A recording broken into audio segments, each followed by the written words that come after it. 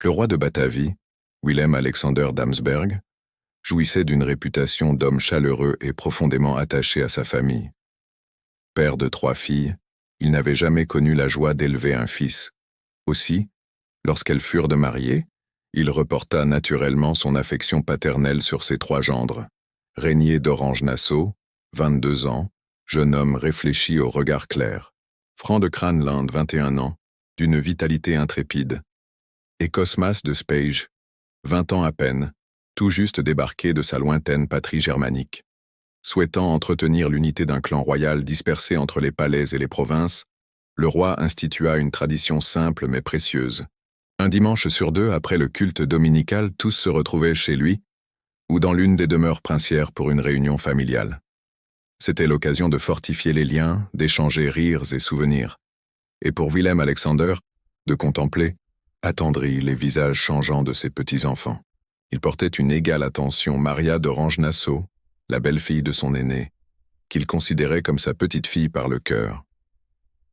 Ces réunions étaient souvent animées par les récits du roi, qui, loin d'être un monarque guindé, aimait évoquer avec un brin de théâtralité ses exploits de jeunesse. Celui qui captivait toujours l'assemblée, au point que les enfants eux-mêmes en connaissaient les moindres détails, était sa participation, incognito, au mythique Elfstedentocht, le Tour des 11 villes, course de patinage de fond à travers les cités frisonnes.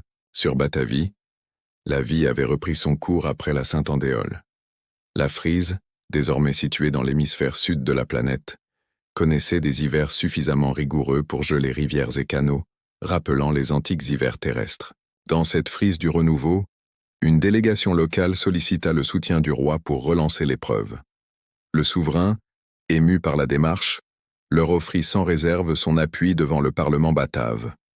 À l'annonce officielle du retour du Elfstedentocht, les 3 gendres échangèrent un regard complice. Sans rien dire au roi, ils convinrent de s'inscrire sous un nom d'emprunt, Van Buren, en hommage discret au pseudonyme autrefois utilisé par leur beau-père, et aussi pour saluer l'homme qui les avait accueillis en terre étrangère, leur offrant une patrie nouvelle, un avenir, une famille.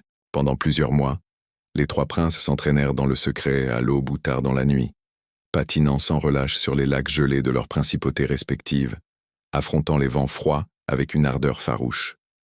Ils ne cherchaient ni la gloire ni l'exploit, seulement l'honneur de représenter leur maison, leur roi, et tous les sujets du royaume. Le jour du départ, ils se présentèrent comme 3 frères, et dans l'effort, ils l'étaient devenus. Dès le signal donné, ils s'élancèrent, concentrés. Le Elfstedentocht n'était pas une simple course de vitesse. C'était une épreuve d'endurance, de volonté et de cœur. Au passage de la 3e ville, 50 kilomètres après le départ, ils figuraient encore dans le peloton de tête. Le ravitaillement fut bref. Il restait tant à parcourir. Les heures passèrent. Le froid était intense, mordant leurs visages et raidissant leurs muscles. Pourtant, aucun des 3 ne fléchit. Ensemble, ils avancèrent sur les canaux gelés, passant sous les ponts de bois, traversant les bourgades enthousiastes malgré le froid. Lorsqu'enfin se profila la ligne d'arrivée, il n'y avait plus que 3 pelotons de tête d'un effort implacable. Ils savaient qu'un seul pouvait remporter la victoire. Alors, sans mot dire, ils se défièrent du regard. Chacun donna tout ce qu'il lui restait. Régnier fut le plus rapide.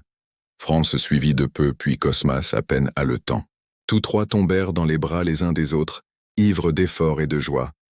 Le public, ému par la fratrie, les acclama avec ferveur. Le roi, venu assister à l'arrivée, avait l'honneur de remettre les médailles. Lorsqu'il entendit les noms des vainqueurs, Van Buren, il arqua un sourcil puis s'approcha. Il reconnut aussitôt leurs visages, à peine dissimulés sous des bonnets de laine. Un rire clair s'échappa de ses lèvres. Il se tourna vers la foule, ému, mais hilar, et dévoila la supercherie de ses gendres, ses fils d'adoption, les champions du Tour. La foule éclata de rire avec lui, puis entonna d'une même voix l'hymne royal. Entre traditions ressuscitées et lignées oubliées, découvrez L'ombre des princes, le tome 1 des Chroniques des rois roux. Un roman où l'histoire bascule et les légendes renaissent sous d'autres cieux. Disponible dès maintenant sur Amazon.